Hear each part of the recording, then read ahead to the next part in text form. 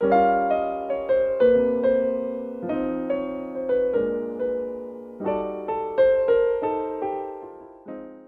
my initial interview with Jack Wallace, also known as the Winsday Guy, he reached out to me with an idea.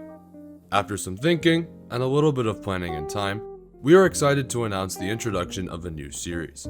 Mr. Win's Weekly aims to expand on the weekly motivation that Jack posts while simultaneously adding new and relatable advice for those seeking it. We're still testing the waters of how to navigate the impromptu conversation, how long each episode is, how often we release them, etc. But we hope that you enjoy today's presentation and the very first episode of Mr. Win's Weekly.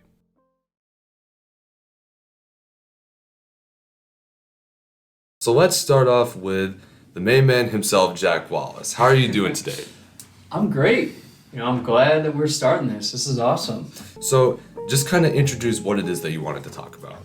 So the book of the week is The Old Man and the Sea by Ernest Hemingway.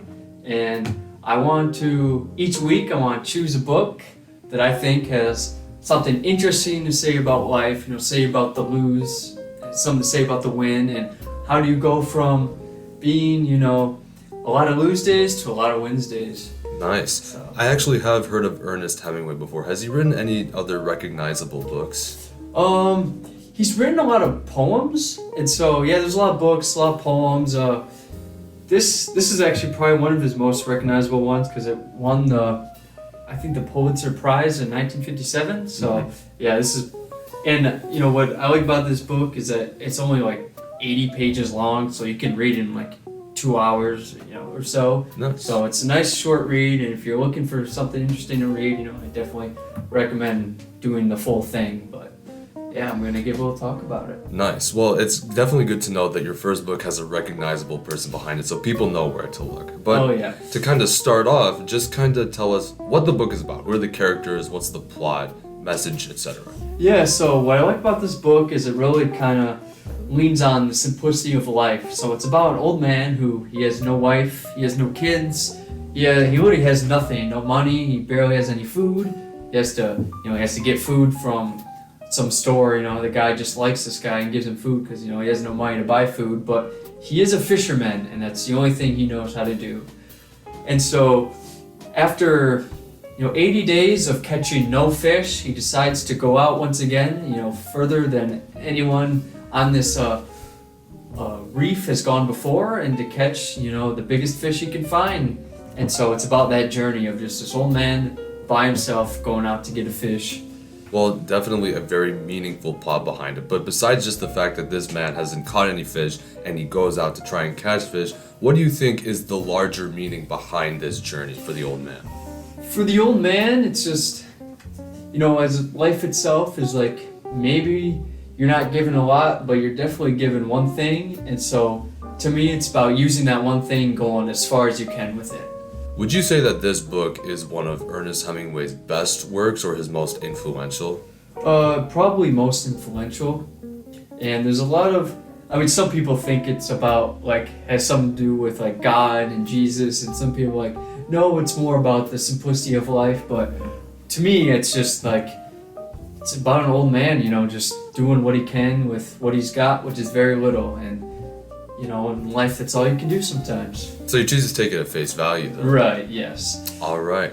Let me get started with the reading, and then, I'll start talking about, what I think the passage means, what it means to me, really.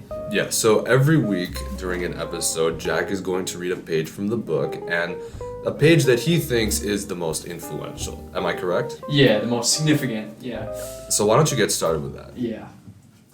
So in this part of the book, he's already caught the fish, and he's coming back, and there's basically an army of sharks after this magnificent fish he's caught.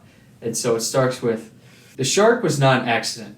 He had come up from deep down in the water as the dark cloud of blood had settled and dispersed in the mild deep sea. He had come up so fast and absolutely without caution that he broke the surface of the blue water and was in the sun. Then he fell back into the sea and picked up the scent and started swimming on the course of the skiff and the fish had taken. Sometimes he lost the scent, but he would pick it up again or have just a trace of it. and he swam fast and hard on the course. It was a very big mako shark, built to swim as fast as the fastest fish in the sea, and everything about him was beautiful except his jaws. His back was blue as a swordfish, and his belly was silver, and his hide was smooth and handsome. He was built as a swordfish except for his huge jaws, which were tight and shut now as he swam fast just under the surface, with his high dorsal fin knifing through the water without wavering. Inside the closed double lip of his jaws, all of his 8 rows of teeth were slanted inwards. They were not the ordinary pyramid-shaped teeth of most sharks. They were shaped like a man's fingers when they are crisp like claws. They were nearly as long as the fingers of the old man, and they had razor-sharp cutting edges on both sides. This was a fish built to feed on all the fishes in the sea, that were so fast and strong and well-armed that they had no other enemy. Now he speeded up and smelled the fresher scent, and his blue dorsal fin cut the water. When the old man saw him coming, he knew that this was a shark that had no fear at all and would do exactly what he wished. He prepared the harpoon and made the rope fast while he watched the shark come on. The rope was short, as it lacked what he had cut away to lash the fish. The old man's head was clear and good now, and he was full of resolution, but he had little hope. It was too good to last, he thought. He took one look at the great fish as he watched the shark close in. It might as well have been a dream, he thought. I cannot keep him from hitting me, but maybe I can get him. Dunsado, he thought. Bad luck to your mother. The shark closed fast astern, and when he hit the fish, the old man saw his mouth open and his strange eye and cooking chop of the teeth as he drove forward in the meat just above the tail. The shark's head was out of the water, and his back was coming out, and the old man could hear the noise of the skin and flesh ripping on the big fish when he rammed the harpoon down the shark's head at a spot where the line between his eyes intersected with the line that ran straight back from his nose. There was no such lines. There were only the heavy sharp blue head and the big eyes and cooking, thrusting, all-swallowing jaws. But that was the location of the brain, and the old man hit it. He hit it with his blood-mushed hands, driving a good harpoon with all his strength. He hit it without hope, but with resolution and complete malignancy. The shark swung over, and the old man saw his eye was not alive, and then he swung over once again, wrapping himself in 2 loops of the rope. The old man knew that he was dead, but the shark would not accept it. Then on his back, with his tail lashing and jaws cooking, the shark plowed over the water as a speedboat does. The water was white where his tail beat it, and 3/4 of his body was clear above the water when the rope came taut, shivered, and then snapped. The shark lay quietly for a little while on the surface, and the old man watched him. Then he went down very slowly.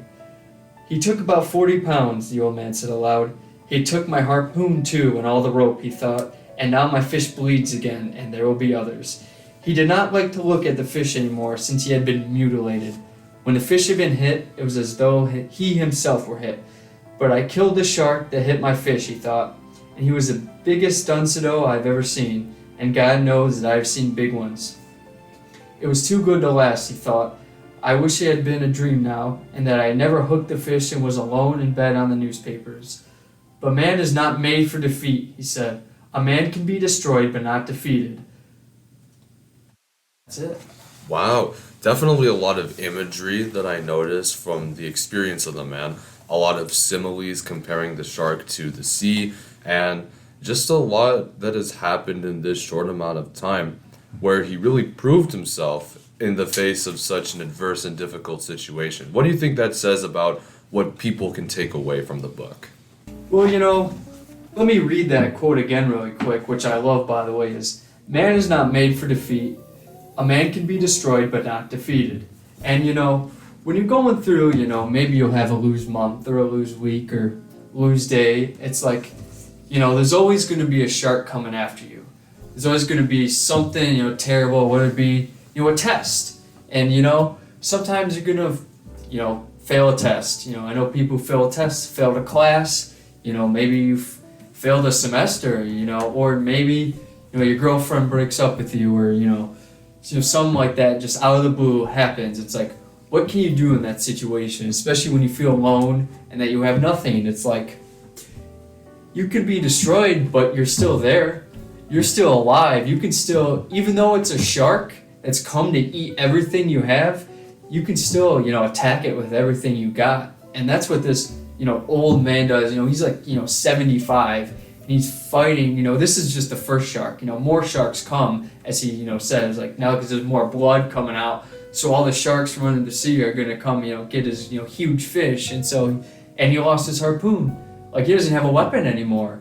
But he goes and he fights, an army of sharks anyway. He doesn't care because this is what he's got and this is what he's doing, and that's all that matters to him. Wow, you describing that right now definitely sets up this tension for the rest of the book, because we want to know what happens to the old man. Does he live? Does he die? It's such a huge plot twist and cliffhanger. Right. And then also with the message that this part gives from the book and what you've described, like would you say that people could be able to more easily pick themselves back up with this kind of advice? Oh, I think so. Like I'm a cross country runner, so I run all the time. About 70% of the runs are kind of suck.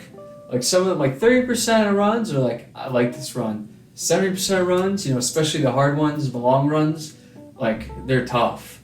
You're just going through it. It's like, what am I even doing here? It's like I'm being eaten alive by sharks as, I've 16-mile long run, I'm doing this race, I have a string of bad races. It's like, what do? It's like, well, I'm a runner. This is what I do. So even though I'm being attacked by a shark, I'm going to attack with everything I got because, I have nothing else. And at the end of the day, that's enough. And so knowing that, it's like, it doesn't matter if you win or lose. It doesn't matter if he goes out to get this fish, but now his fish is going to be eaten by sharks. Is like, was it all for nothing? It's like, no, it's like, it was enough because that's all, he gave everything he had. And so it doesn't, it's not about, at the end of the day, it's like, did you win? Did the outcome you wanted to happen? It's like, no, did you give it everything you got when the sharks came and attacked you? Did you fight them with everything you had? And that's really the question that you need to ask yourself, is like, if I'm fighting the shark thing in my head, or if I'm just, this is hard, I'm just going to go take a nap. I'm just going to give up. I'm going to, not do what I care about. I'm just going to, give up now. It's like, are you really giving everything? And that's the question, I think, what I want people to keep in mind next time, the shark comes. It's like, are you fighting it with everything you got? Because you're not meant to be defeated. Like, this might destroy you, but it's not over, I definitely see what you mean by that. I feel like this is something that people could use, especially in later semesters, and especially this one. Right. Because each semester is going to be more difficult than the last. Right. And for us in the freshman class, this is no exception, Mm-hmm. like even if it's still early on. Right. Is there anything else that you would like to share on the book before we wrap up today? I just want people to keep in mind, like you said, this is the second semester, so I know there's a couple people I know, and there's plenty of people, failed a class last semester, or, just didn't do good as they were hoping. It's like, well, you're back here, you got a fresh start, you learned your mistakes, and so go attack it. Go attack the sharks, everything you got, because at the end of the day, that's what matters most. Well, this was a great first episode. Thank you for joining us today, and we will see you next week on Mr. Wins Weekly. Yes, and next week, my book of the week will be The Things They Carried. So if you read it for high school, cool. But if you haven't, you can get that book at any library. I recommend reading it.